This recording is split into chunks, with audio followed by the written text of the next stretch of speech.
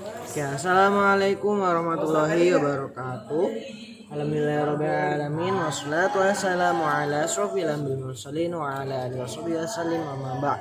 Yang terhormat Abi Hanif dan Umi dan keluarga, selaku pengasuh pesantren Perkemahan Rebani Fida, dan saya hormati orang tua saya yang berada di rumah. Semoga kita senantiasa diberikan kesehatan dan perlindungan oleh Allah Subhanahu wa taala. Amin ya rabbal alamin.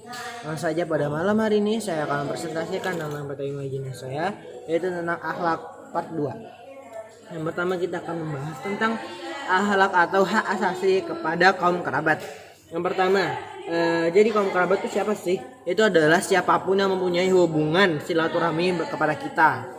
Nah, jadi Allah itu menyuruh kita atau memerintahkan kita itu untuk menyambungkan tali silaturahmi dan melarangnya untuk memutus tali silaturahmi. Dan Allah juga menyuruh kita itu hendaklah peduli dengan kerabatnya. Jadi dan menjaganya dengan baik-baik. Kita harus peduli sama satu sama lain.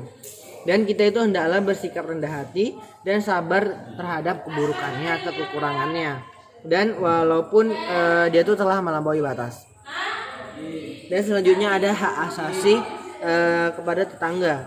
Jadi tetangga itu siapa? Jadi tetangga itu adalah orang-orang yang berada di sebelah rumah kita yang sebanyak 40 rumah dari segala penjuru sudutnya. Jadi apa aja yang wajib kita lakukan kepada hak tetangga? Ya itu banyak banget. Yang pertama, kita memberikan salam kepadanya terlebih dahulu, terus hendak membuat kebajikan dan mengembalikan hak-hak keuangannya, atau kita mengunjungi ketika dia sakit dan lain-lain, dan masih banyak lagi. Dan kita juga harus berlaku sikap jujur kepada tetangga, ramah tamah, saling menjamu, pokoknya gitu guys, harus memberikan buah tangan atau dan yang lain-lain. Dan selanjutnya di sini tuh ada pergaulan, hak asasi dalam pergaulan. Yang pertama, hak asasi dalam pergaulan itu yaitu kita tuh harus berwajah senyum setiap hari. Jadi kita tuh ketika kita bergaul bersama teman-teman, berarti kita itu harus senyum, kita datangnya harus senyum dan kepada orang lain bersikap lemah lembut. Kita harus juga mau mendengarkan ucapan orang lain ketika lagi berbicara. Kita harus rendah hati dan tidak sombong kepada teman atau dalam melakukan pergaulan.